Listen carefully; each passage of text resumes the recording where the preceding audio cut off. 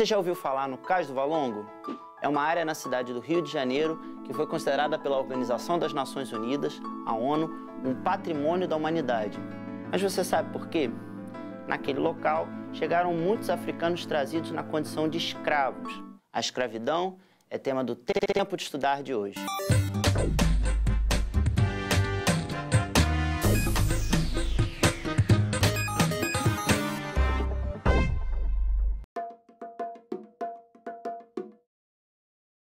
Antes da gente começar, a gente vai conferir uma pequena matéria que a Multirio fez sobre o Cais do Valongo.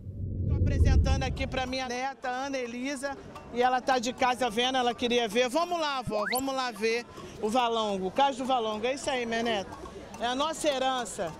É isso aí, para você continuar essa história, tá bom? Que a vovó sempre tenta passar para você, do teu avô Zequete, de Cartola, Mestre Cartola, todos os negros que vieram para cá e trouxeram a sua cultura. Foi o maior porto de desembarque das Américas, esse espaço que você está vendo aqui. Nós somos uma nova geração, assim como vovó e você, uma nova geração dos africanos que vieram para cá e aqui vieram morar, mas eles não vieram porque eles quiseram, eles foram escravizados aqui, entendeu, filha? Mas você tem que ter orgulho porque eles trabalharam e construíram, ajudaram a construir toda a cidade do Rio de Janeiro e o Brasil também. O negro brasileiro é, na realidade, o povo descendente de africanos que foram escravizados. Nós não somos descendentes de escravos. Existe uma história do negro sem o Brasil, que não existe uma história do Brasil sem o negro. Porque as nossas tradições dos nossos antepassados longínquos, a gente ainda está, eu estou com 54 anos, mas é a história de 500 anos atrás, a gente está reproduzindo isso com os nossos filhos, com os nossos bisnetos, com os nossos netos, passando de geração para geração a história. O que significa um espaço como esse se tornar patrimônio da humanidade pela Unesco? É um reconhecimento dessa nossa luta, é um reconhecimento desses anos todos que a gente lutou nesse país. E, sobretudo, é recontar essa história do Brasil que até hoje ela não foi contada, né? Porque a gente conhece a história do caçador. Mas a hora que o leão começar a escrever, vai ser difícil, porque é o nosso caso. Agora nós estamos começando a escrever a nossa história. Salve o samba, queremos samba, quem está pedindo é a voz do povo de um país. Diz um samba, vamos cantando essa melodia para um Brasil feliz. A escravidão no Brasil é tão antiga quanto o próprio país. Só para a gente ter uma ideia, primeiro foram os indígenas escravizados, depois os africanos colocados na condição de escravo. Ao todo foram quase 400 anos, 4 séculos, dessa triste marca na nossa história. Foram trazidos da África, especialmente indivíduos de origem banto e sudaneses. Mas vale ressaltar a enorme diversidade étnica desses grupos que vieram da África. Lembra que num outro episódio do Tempo de Estudar a gente falou sobre os malês?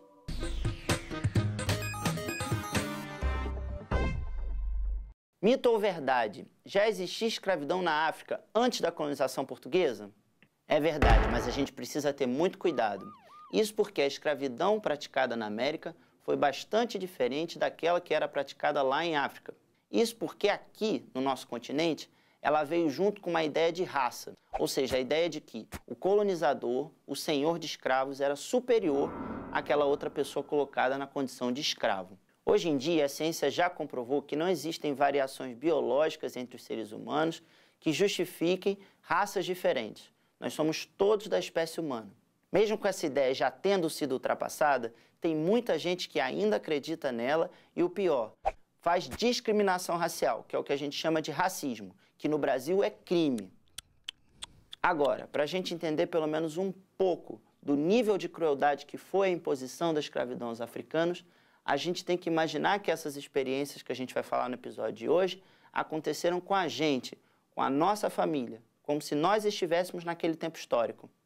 Por exemplo, havia também a mistura. Muitos dos africanos trazidos na condição de escravos eram separados de suas famílias, ainda na África ou no porto de chegada. Havia também a mistura de pessoas com diferentes etnias e línguas, fora o desrespeito cultural que existia. Por exemplo, algumas pessoas que chegaram aqui na América na condição de escravos eram reis lá na África. A violência já começava na retirada lá no continente africano.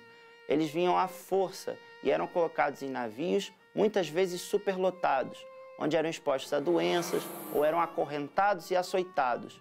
Muitos faleciam durante a vinda para a América. Na Nova Terra, depois dessa viagem humilhante, eles eram expostos como mercadorias, como se fossem coisa, em um local que eles desconheciam completamente. Esse processo histórico extremamente brutal de retirada de africanos de sua terra de origem é chamado por muitos historiadores de diáspora negra. Eu fiz uma pesquisa aqui no celular e olha o significado do termo diáspora. É um substantivo feminino com origem no termo grego diasporá, que significa dispersão de povos por motivos políticos ou religiosos. É importante a gente entender que a escravidão não era só uma forma de trabalho forçado, mas representava todo um tipo de pensamento que se tornou muito forte na sociedade brasileira. Um exemplo disso é que na época do Segundo Reinado, quando se começou a falar em abolição da escravidão no Brasil, as elites de cafeicultores, que tinham milhares de escravos, não queriam de jeito nenhum abrir mão desse privilégio, ter o que eles chamavam de mão de obra. Outra coisa é o seguinte, lembra quando a gente falou que também durante o Segundo Reinado houve um esforço do imperador e dos artistas para criar uma identidade nacional? Pois é, o grande modelo de brasileiro de raiz, considerado naquela época, era o indígena. E, novamente, não se dava a importância dos africanos e afrodescendentes na construção do nosso país.